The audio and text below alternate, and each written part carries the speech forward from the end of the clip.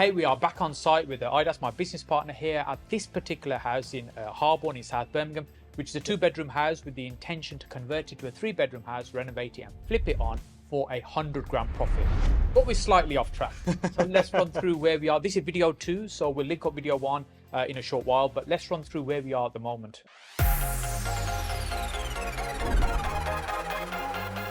So when we've actually acquired this property, we have appointed a contractor who's doing the works for us on this project. So like typically we have smaller teams who do small little refurbs for us in-house. Yeah. On this particular project, we've decided to give the whole project so the whole project gone out to a contractor. Exactly.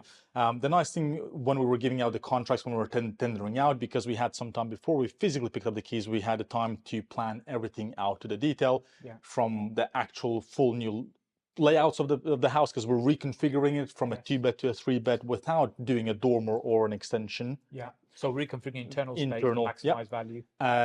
And to the case of we've had finalized all the final finishes, schedule of works, and everything else. Building regs, floor plan layouts, everything's already been prepared before we even get the keys. Exactly. So I think what we've got to, we've started off really swiftly and nicely. We've had the guys come in and do the soft strip out.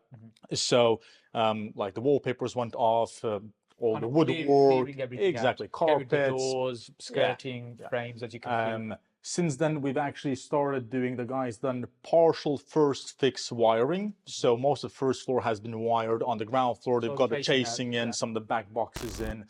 Some of the plumbing has been started. And then we've had to slightly pause the works because of the party wall. Hey, there's a YouTuber I watch, and there's something he shares in his YouTube videos. He says if you're enjoying these videos, then don't be cheeky. Make sure you hit that subscribe button. It adds value, it helps us as well. So in the words of Dilly Hussain, if you're enjoying this video, don't be cheeky, hit that subscribe button. I guess one of the things when we're doing our projects is we're very particular about doing things really well to a good standard, making sure everything's done meticulously well, because not only for satisfaction, but in terms of end value, everything, you know, you've done the best possible job. And when we've got external contractors, we kind of lose a little bit of control there because, you know, we're not there on site all the time. And I think that's the balance we have to take. And like, hey guys, on this side, there's a few things that we're not quite fully happy with. We're going to have to get the guys to come back and rectify a few bits. But it's a trade-off we got to take. Well, you know, we can't be on sites on every single project ourselves. So it's a case of finding a balance of how much stuff we're outsourcing to the individual teams and then just being on top with then working hand in hand with the project managers on sites to deliver the same, because ultimately it still has to meet our standards and our specs. It's got to be done the way we want it. It's just a case of balancing so we can have more sites at the same time. Yeah, so we could be micromanaging each one of these sites and doing it fantastically well. We'd only be able to do one site at a time. So this way we can run several projects, some of them with our own team, some with external contractors. As long as we can manage some of the external contractors, we can get the result we want.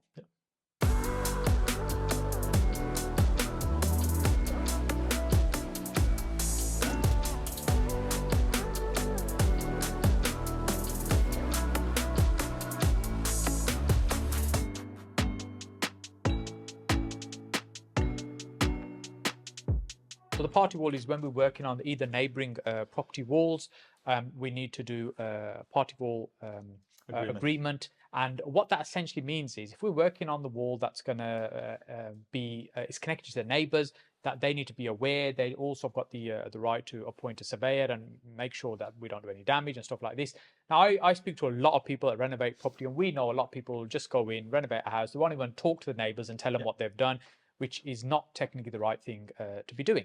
So what we would like to do, and the things that are important for us, is because we're renovating and selling this, we want to do things properly so that it's easier to sell and doesn't cause a problem. Otherwise, when the buyer buys a property or they're looking to the purchase, the solicitor will pick up things, they'll ask for these things and they're missing, and sometimes it can cause a bit of an issue. Other times a buyer might not be bothered. But if we're doing things properly, it means we've got all the paperwork in order and things are done much more efficiently and correctly. And that's also the way to build and scale a business. But sometimes things are outside of our control. And this is one of those things where it can take several weeks.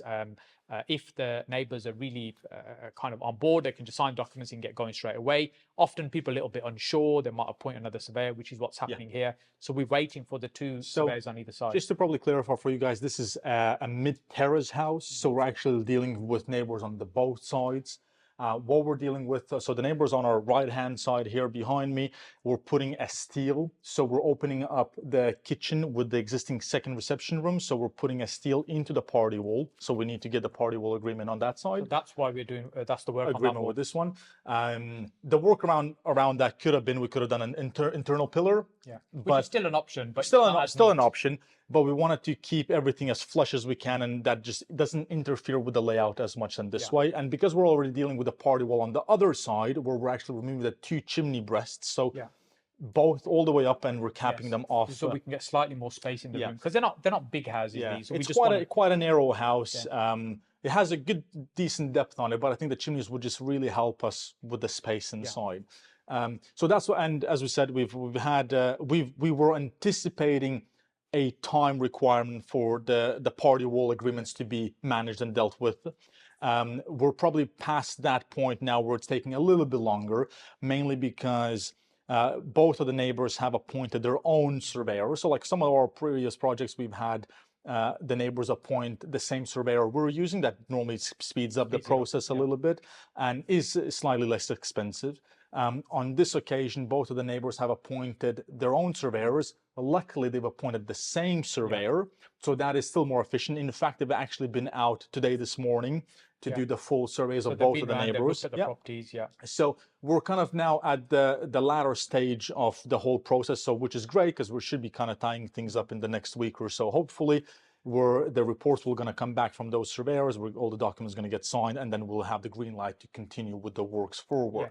So we can carry on. There's other things we can do, but it's not very efficient for us to have a team on site who can't be productive. So we'd rather crack on with other things. And then as soon as we've got these agreements in place, we can then crack on and move forward quickly. And because, again, as I mentioned, this is like a very nice affluent area of the Birmingham region.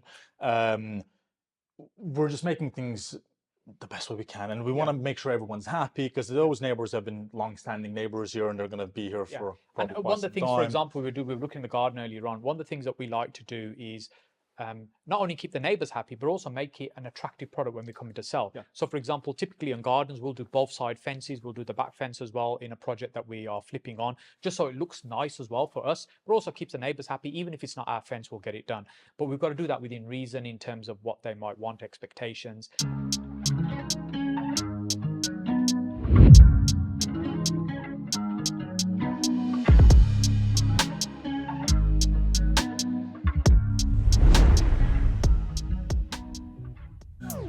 Hey, this is one of the advantages of refurbing houses. You never know what you're going to find in a house. So what we're going to do is, for the best comment below, what we're going to do is give away this beautiful bike. What's it? A 𝗓𝗍𝗓. It's a 𝗓𝗓𝗓, and it's going to go to one subscriber for the best comment. But here's the thing, you're going to have to come and collect it. It'll make a nice flip. It just needs a light renovation. It'll be good to go.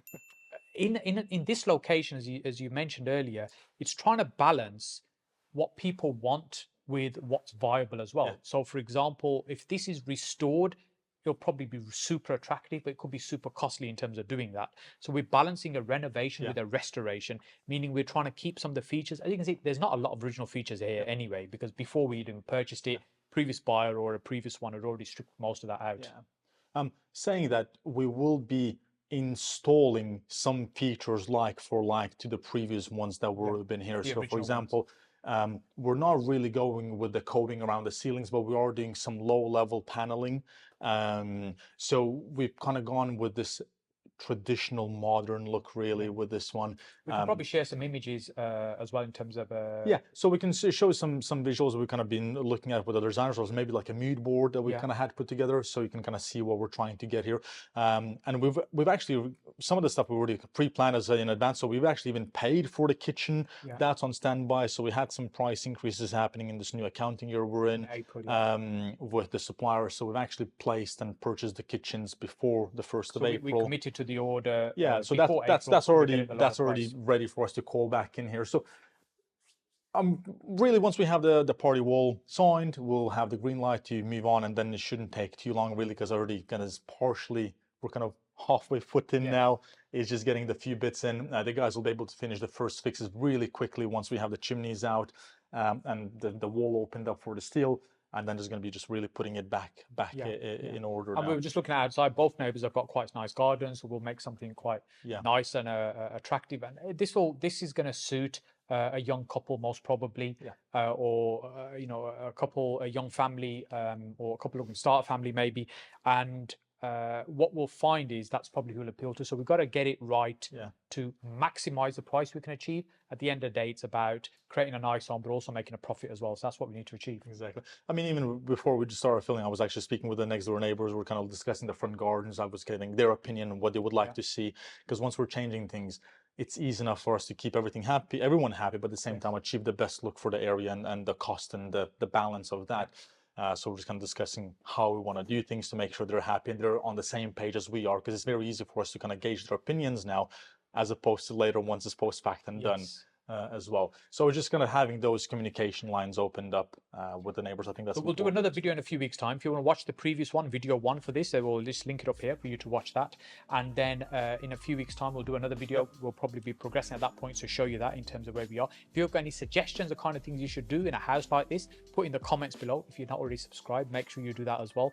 And then we'll put another video up for you just at the end of this one on another project we're doing, so you can have a look at that one as well. Have a nice day, guys. Thanks.